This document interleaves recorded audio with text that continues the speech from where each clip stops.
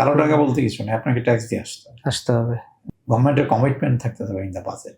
সাধারণ বিনিয়োগকারীদের জন্য আমি বলবো যে ধরেন আমরা সবাই যদি হতাশ হয়ে যেতে মার্কেট আগাবে না। এখানে মার্কেট উন্নতি করার জন্য এখানে জনগণের সম্পৃক্ততা ছাড়া কোনো উপায় নেই। প্রত্যাশা আমরা এমন কিছু দেখতে চাই যেখানে বিনিয়োগকারীদের আস্থা অর্জনে আমরা সক্ষম হব। গভর্নমেন্টের কমিটমেন্ট থাকতে হবে ইন দ্য বাজেট। আমি ধরেন এক্সট্রাঅর্ডিনারি বেনিফিট চাচ্ছি না, কিন্তু ওই মোরাল মেসেজটা দিতে হবে যে this government is very much committed to the stock market. কালো টাকা সাদা করাটা হচ্ছে যে একটা অনৈতিক ব্যাপার। আমি ট্যাক্স দেবো, আপনি দিবেন না, পরে আপনাকে বারবার সুযোগ দিতে হবে, উৎসাহিত হবে ওরা, অনুৎসাহিত। এবং এটা তো ধরেন আপনি একটা লিগ্যাল ওয়ে অফ ডিপ্রাইভেশন, এটা তো হতে পারে না। কালো টাকা বলতে কিছু নেই, আপনাকে ট্যাক্স দিয়ে আসতে হবে। ওকে, ডিসিসি ভাগ বাজেট আলোচনা ওরা চাচ্ছে, মানে ওরা একটা প্রস্তাব রাখছে যেন এটা কমানো হয়। না, ডিসিসি এর এক এজেন্ডা, আমাদের এক এজেন্ডা। ডিসিসি তো বুঝেই না যে মার্কেটটা কিভাবে, ডিসিসি এটা বুঝে না যে ক্যাপিটাল মার্কেট ছাড়া ওনাদের কোনো অস্তিত্ব নেই, কারোরই না দরকার নেই। Commission is extremely powerful. Okay, কমিশনের দায়িত্ব হচ্ছে মার্কেট ডেভেলপমেন্ট।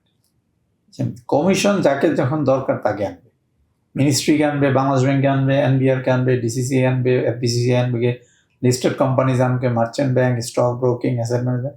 এটা তো কমিশনের দায়িত্ব, এখানে আলাদা কোনো ফোরামের দরকার নেই। এই কমিশন এই যে আপনি যেটা বললেন যে এক ছাতার নিচে আনা, এটা কাজই তো কমিশনের, এটার কাজ ডিএসির।